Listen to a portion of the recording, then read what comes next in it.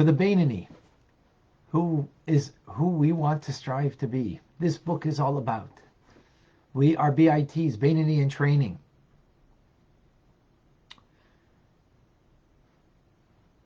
Is about not allowing the heart to have any expression of the animal soul. During our prayers, there's complete devotion that even the animal soul is subsided. But after that, it rises back and the desires are there like they were always. But the only thing is that the animal soul doesn't have the soul authority to dominate the individual, to allow the animal soul's desire to be clothed, right, garments of self-expression, of thought, speech, and action. It won't happen. Meaning, in the heart there is a feeling for pleasure seeking. And that heart's desire will express itself in the mind. But what will the Beinoni do? Well, since God creates every human being, by the nature of humanness, that the brain should rule over the heart. So anybody who desires, who wants to have the mind to control ourselves, right? It's there. You just have to have the willpower. God created that the mind can have greater dominance over the heart and restrain yourself and control the drive that you have in your heart. So the drive is there in your heart. There's something that might be pleasurable, lustful, whatever it is, right? Self-directed of the animal soul. But a person can divert their attention completely from what the heart's desire is. You don't have to do what you want in your heart to do. You can have the power of the mind, that has dominion over the heart. That's the way God creates every human being, with that capacity. In other words, I can tell myself just from logic, simple logic, not out of holiness, not about even God, right? That this lemon meringue pie, or this thing that I want to eat, or this thing I want to do, is not good. And with the power of the mind, I could divert my attention from it and not allow that heart's desire to control me in thinking, speaking, or acting upon that lemon meringue pie or anything else for that matter. Continues, the Alter Rebbe says that this is even more so that if you add the dimension of holiness. In other words, if you're motivated by the fact that the self-directed desire that you have, that is pleasure seeking, comfort seeking, lustful seeking, whatever it is, right, is a sinful thing, that thought, that words, the words to say, or that action, right, that is against what God wants. So now I even have a greater power to overcome. I can do it even just by the sheer logic of the thing without any holiness brought into the picture. But now, the more so if I bring the holiness, then it gives me even added strength that the mind has, that now I am able to see how wisdom surpasses folly as light surpasses darkness. Now, of course, we all know that light surpasses darkness and that wisdom surpasses folly. So what is King Solomon saying here? Well, as the Alter Rebbe explains, that a little bit of light pushes away a lot of darkness. So if you take the light of God introduced here, not just of the mind and its capacity to dominate the heart and do the absolute opposite than what the heart's feeling is, but if I bring now the holiness of connecting to God with this. So then a little bit of light is going to push away a lot of darkness. And it automatically does, as light pushes it away, darkness. And darkness, of course, is the dark ways that we may go. And as we know, that dark ways, a sinful way, is only the spirit of folly that enters. It's not really me. It's only entering me, the spirit of folly. Me is light. So if I let that little bit of light of my soul shine, then it'll be able to push away a lot of darkness automatically. And therefore it'll be able to pervade my entire self-expression, meaning the three garments of the soul, that I will think, speak, and act in a way that's connected with a mitzvah of the Torah. Powerful idea. Two very important points that we just mentioned over here. That God gives every human being, Jew and non-Jew, the power of the mind. If you so choose to use the mind, then it can have dominion over the heart. It can rule the heart. Now, pray tell, I would suggest most people lost that. In a sense, all of us did, even here. The Beinoni didn't. But we have that capability of knowing right from wrong. And just by the understanding of that and using the brain power that we have of the mind to go do something contrary than what the heart wants. Again, you are desiring something, and you can do the opposite. They tell the story of Napoleon. Napoleon woke up once in the middle of the night, and he says, "Napoleon is thirsty." Gets dressed, goes out to the well, takes out some well water, pours it into a cup.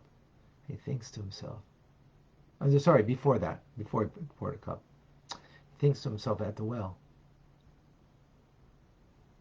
Napoleon's thirsty? I have to give in to my thirst? I'm like such a creature of a habit, or a creature of my thirst rules over me. But then he thinks to himself, but I'm Napoleon. What Napoleon wants, gets. So he brought up the well water, because Napoleon wants, so he gets what he wants, right? Poured it into the cup, and then poured the cup back into the well, and didn't drink the water. And went back to sleep, or something of that nature. In other words, he was able, his heart's desire, to control it, master it, not allow it to have an expression that it controlled him, that he had to go have a drink right now. Drink water. Right? It's an interesting point. That is something that's the power of the mind.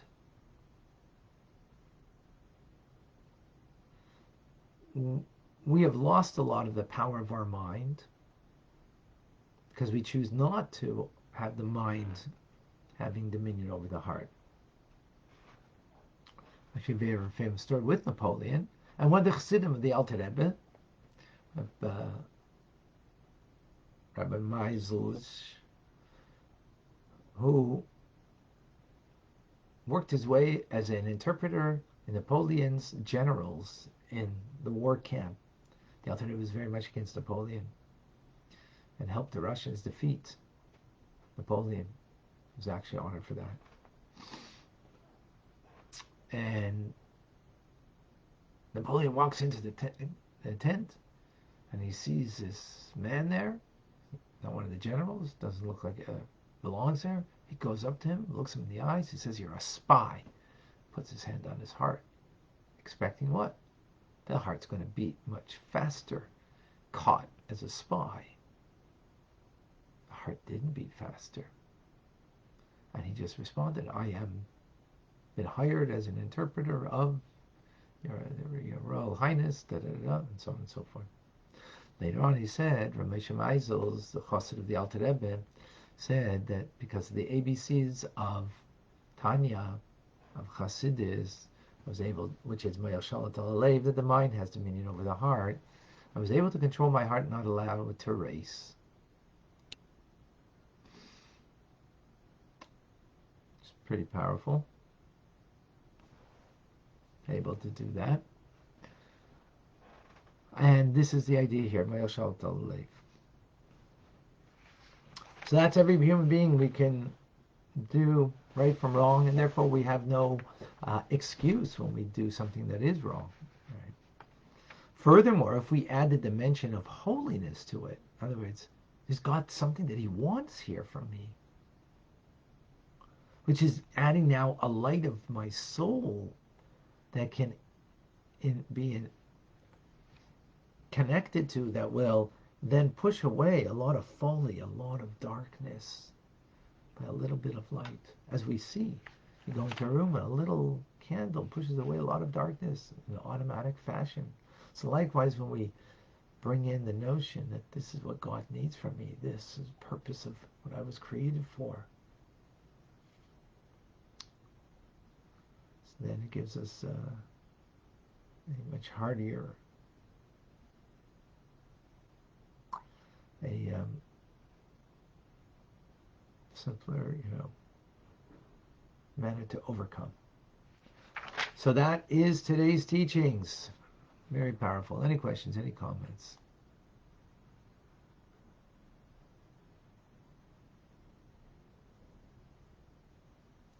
Reminder, Rambam's coming up. And then tonight, 6:30 Eastern Standard Time, there will be the Torah portion. Parsha Shmos start a new book. And then, of course, 8 o'clock, there'll be TRC. Come and join us. Davida, when Hashem circumcises our heart,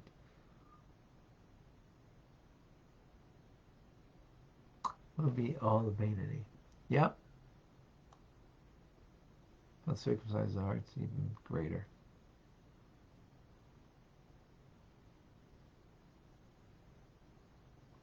Yeah, very good. Any other questions? I don't see.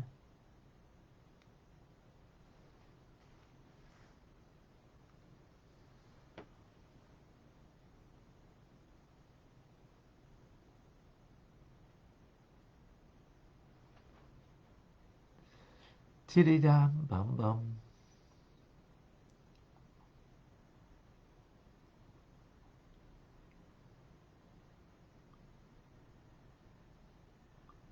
All right.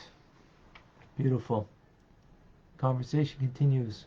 Whoever didn't sign up for TRC, you don't want to miss tonight. To mention, for a little bit longer, we're going to give an opportunity. They can get a first free month, and then for a tryout. And of course, you can always opt out.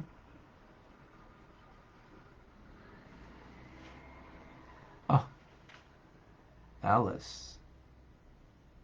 Harder to keep your computer when evil has so much expression in the world today.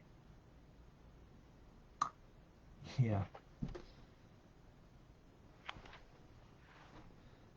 Your local news station will be tonight. All the news that's fit to print is in the Torah portion of the week. Come and join us at 6:30. And then you don't have to get depressed by watching the other news of the world. John has a question.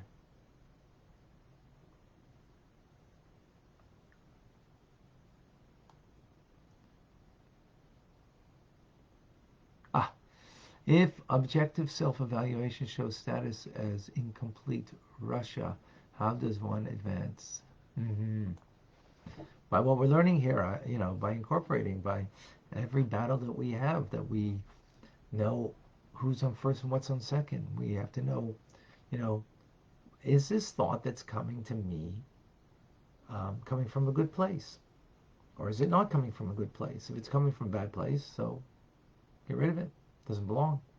Doesn't belong in your headspace. It doesn't matter, you know,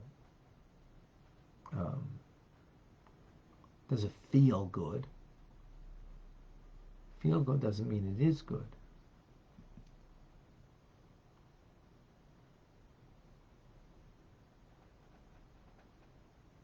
Yeah. Good question, John. Thank you. Okay. Folks, as always, kol hakavod. Oh, Alan, please share with us.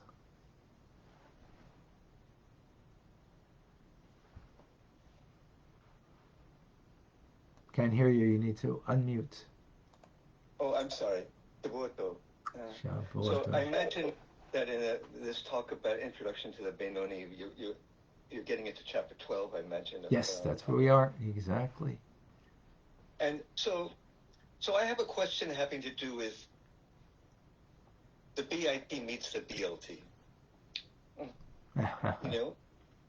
So yeah, you have a Benoni, and you have a bacon, lettuce, and tomato sandwich, you know, which is obviously off limits for us. Right. But a tzaddik probably doesn't even know. He's not tempted by that because he's in this world. I'm assuming he's in this world that he's not going to come in contact with such a thing, you know. So the temptation of this isn't even close.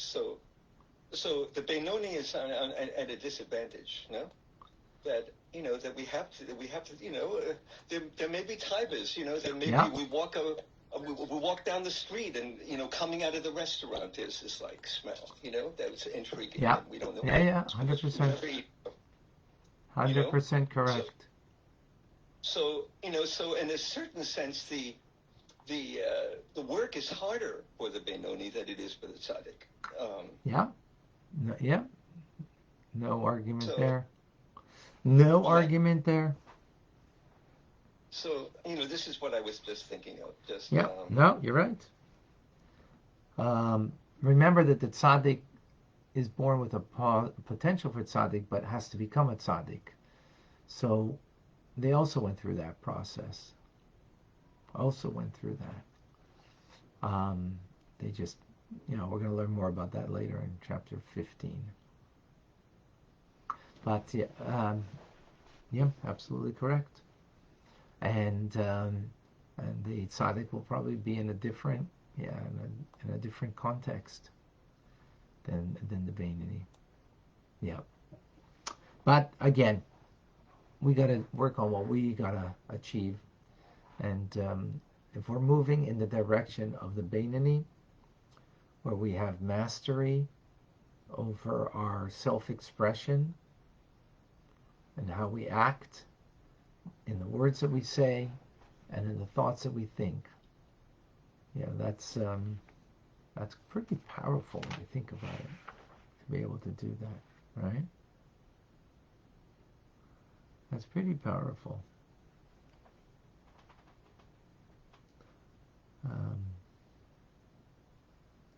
Euro. Rabbi, please share with us.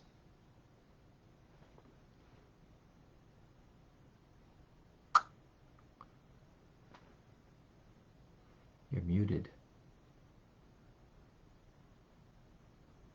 Who are you talking to? I thought I saw your hand up, so I invited you.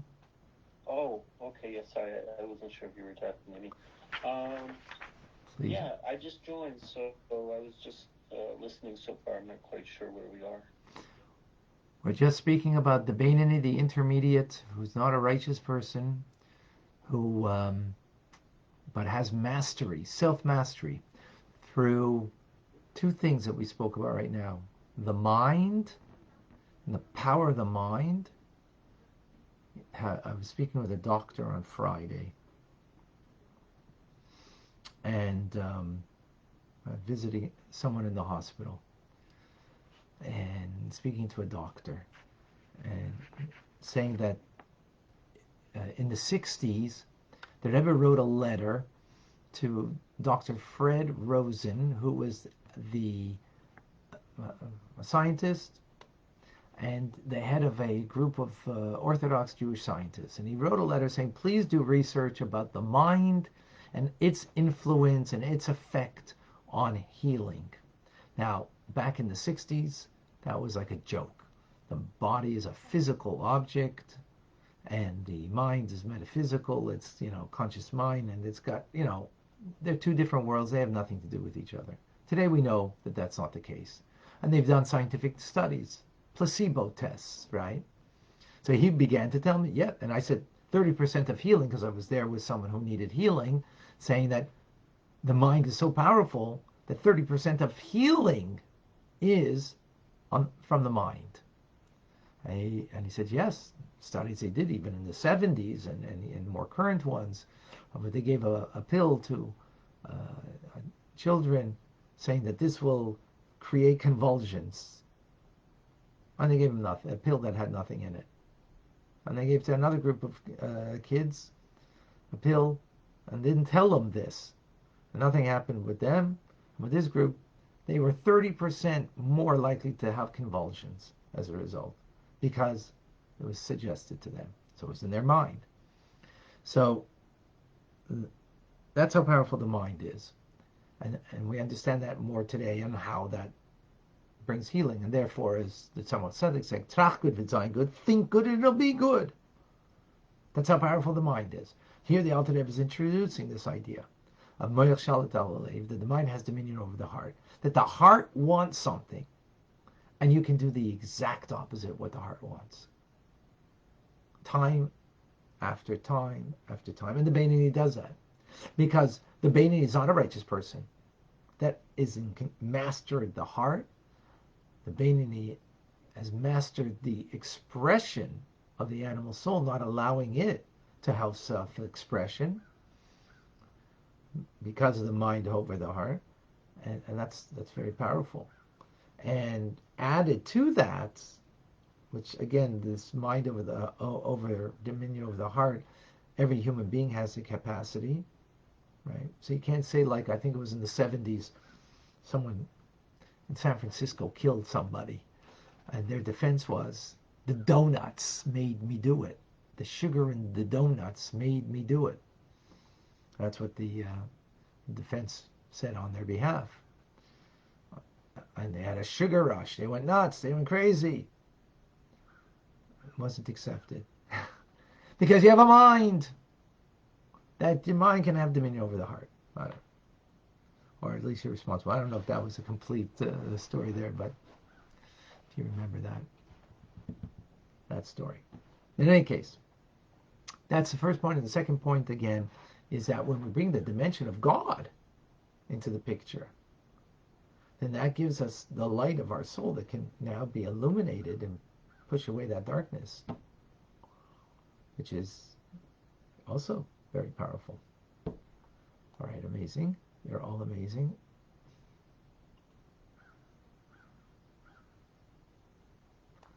Yes, mind over matter.